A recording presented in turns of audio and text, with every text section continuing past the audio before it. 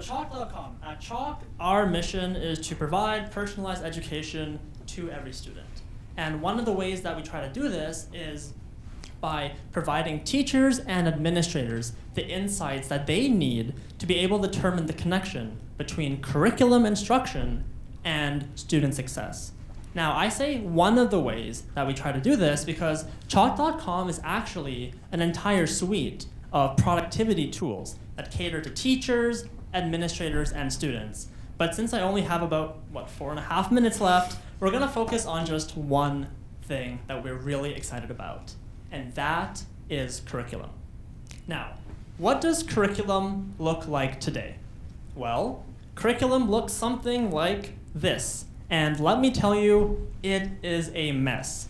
Teachers are given these 100-page documents that they have to either print out and put in these massive binders, or they're mass emailed to the entire school.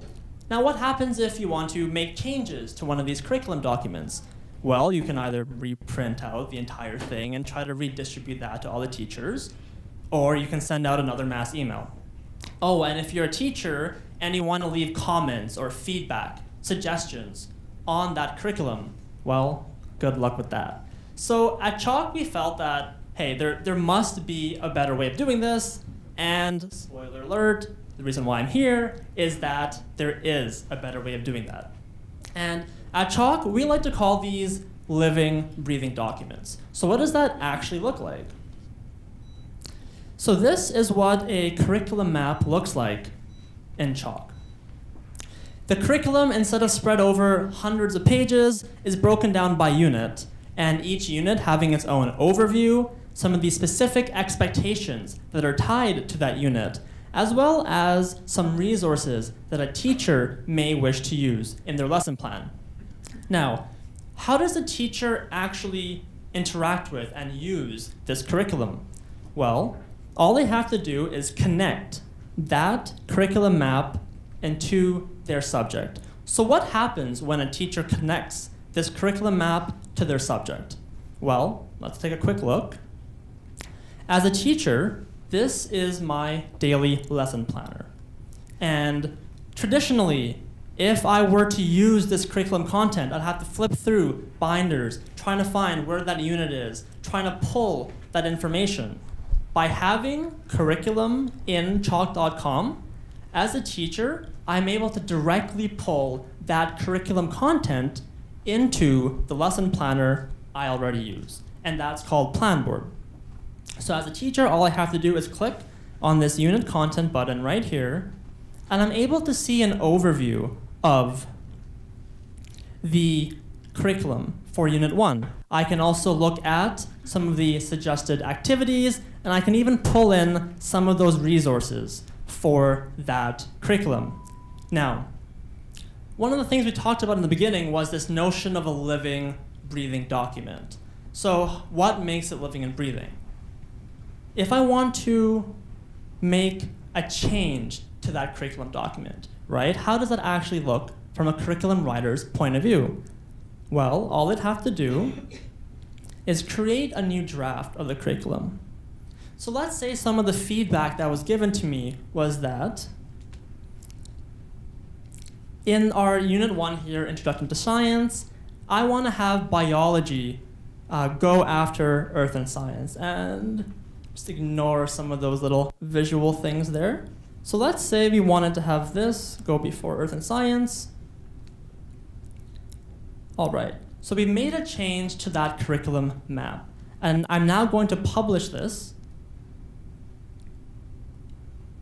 So what does that look like from the teacher's perspective? How does the teacher get that latest version of the curriculum map? Well, the answer is as soon as I pressed publish as a curriculum writer, it already sent out the latest version to all the teachers. It always syncs the latest version. So as a teacher, when I click that unit content button again, Earth and Science is now taught after biology. And let's say I want to maybe include this content into my lesson plan. All I have to do with one click is add that to the bottom of my lesson. Did my mic just die? Yeah. Test, test. Bot time. Here I was thinking this presentation would not have any technical difficulties. So that's a quick little glimpse of, I really like this mic, by the way. That's a quick little glimpse of how at Chalk we like to treat curriculum as living, breathing documents. But of course, there's really so much more than that. One of the areas that this year as a team we're really excited about is being able to surface analytics to administrators in terms of how that curriculum is actually being taught. Now, before I hand off this mic again and start tossing it around for some questions, we wanted to leave with one pretty simple message, and that is Chalk.com is hiring. Surprise. Now, I wanted to make this a little interactive, and I wanted to show our side menu here. And as you can see, and as I alluded to in the beginning, there are a lot of components in the Chalk.com suite, and it's something that we're really proud of for the size that we have. So I want to take a quick poll. What would you guess is the size of our engineering team at Chalk.com? 4? Any sort of? 6? Did I hear 50? I wish it was 50. We have, okay, so that would kind of give it away, but you actually hit it right on the head. So we are only 4 engineers. We're a team of about 15, 16 people. And this year, we are really excited because we're planning to almost double that number. Chalk.com is already used in over 20,000 schools by over 200,000 teachers. And this is the year that we're looking to bring on more designers, more engineers, maybe not now, but towards the end of the year, product managers. So sales and marketing positions. So if any of you, friends, colleagues, family members, hey, if you know someone that is looking for one of those roles, we'd love to hear from you. Please talk to either myself or Matt after this. And worst comes to worst, just point them to chalk.com/careers. So thank you so much for having us present here. And now let's play some catch.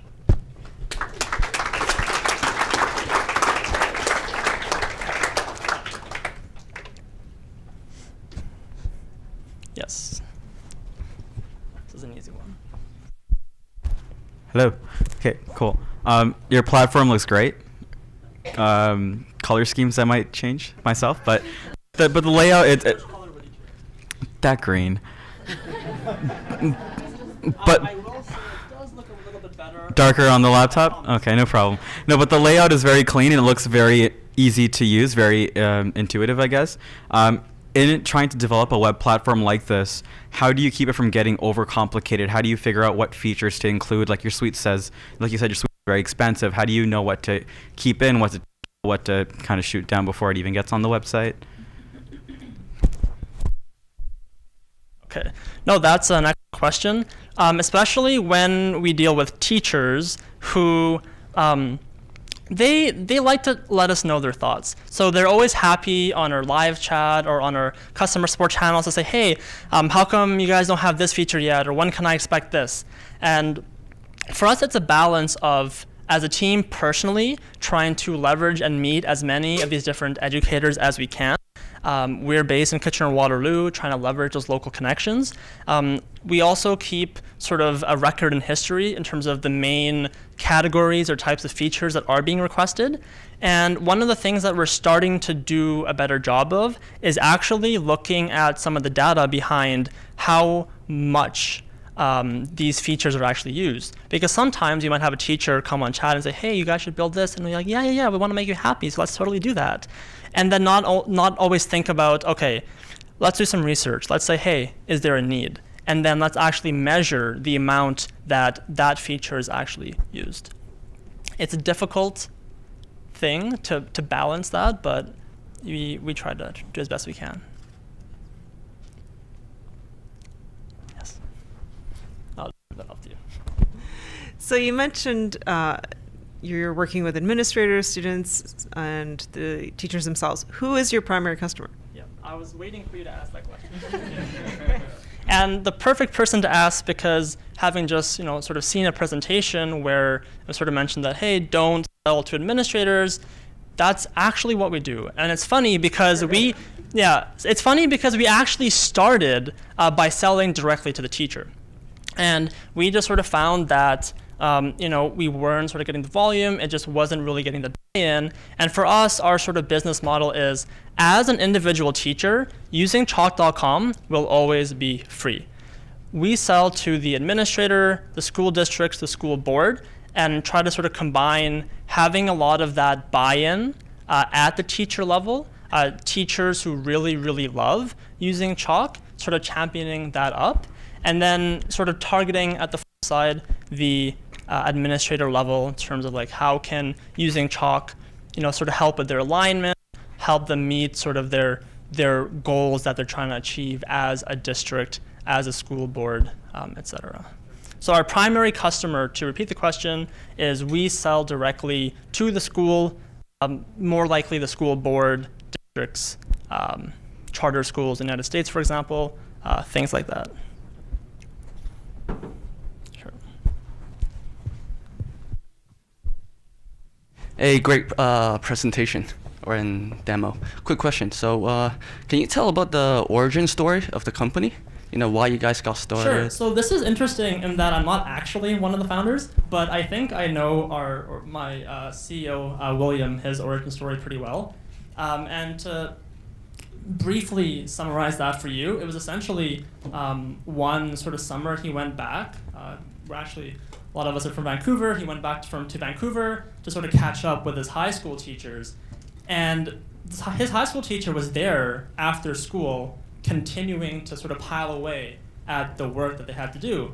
And sort of from William's perspective, he was like, wait, I thought sort of teachers had a nice sort of lifestyle, they're done at 3, they have this, long summer vacation, and then really finding out teachers have to put in a lot of time beyond the normal school hours. They are inundated with just the piles and piles of paperwork, the work they have to do, the teachers, the parents that they have to speak to, the student parent conferences, they have to deal with administrators. There's just a lot of things on the teacher's plate.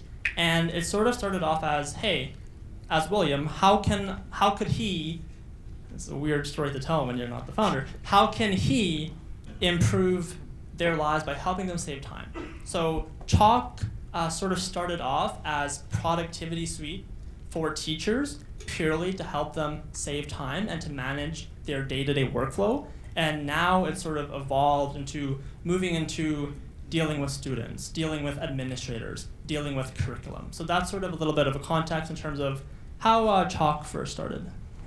Thank you.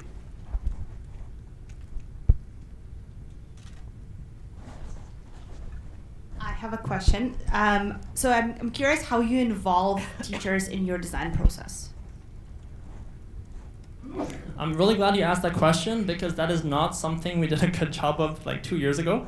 And in terms of how we involve teachers in our design process, one of the things that we essentially do is try to actually have them come in.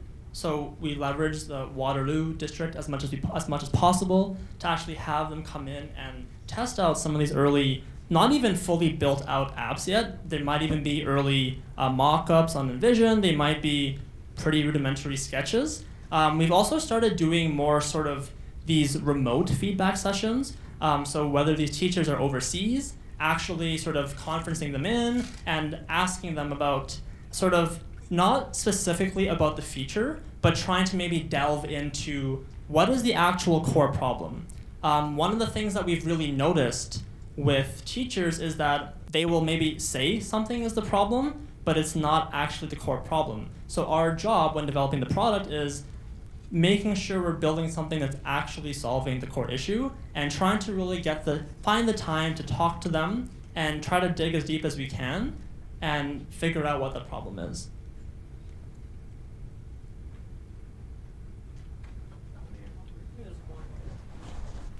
You ready?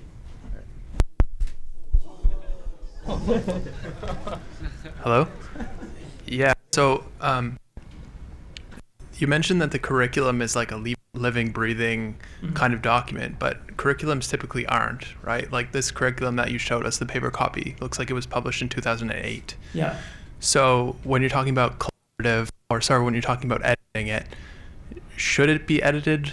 A, and B, are these changes that individual teachers are making to the curriculum shared to other teachers? Great question. So essentially, one of the things that to think about is a lot of these curriculum is not necessarily just built by the teachers. Oftentimes, there are teams, they're sort of called curriculum writers, and they will actually be the ones developing the curriculum. And one of the main reasons why you notice how it's published in 2009 is that they tend to not be updated that frequently, because updating them is a very, very painstaking process. That loop of trying to actually measure who's actually teaching the curriculum, how they're teaching it, and then gathering in that feedback traditionally has been very, very complicated. So what we're trying to do is we do think that the curriculum should not have been built in 2009 and then stay the same way every single year, because learning changes, right? Some of the focus changes. The curriculum should be at least sort of bearing in mind some of the feedback that teachers are giving. Because sometimes as a curriculum writer, you might be developing something and there's a little bit of a disconnect between how it's actually being taught in the classroom. So trying to bridge that gap, trying to make it easier to make those changes, trying to make the process of curriculum development more engaging, more sort of collaborative is one of the things that we're really trying to do. Yes, I don't know if you want. Okay. Thank you.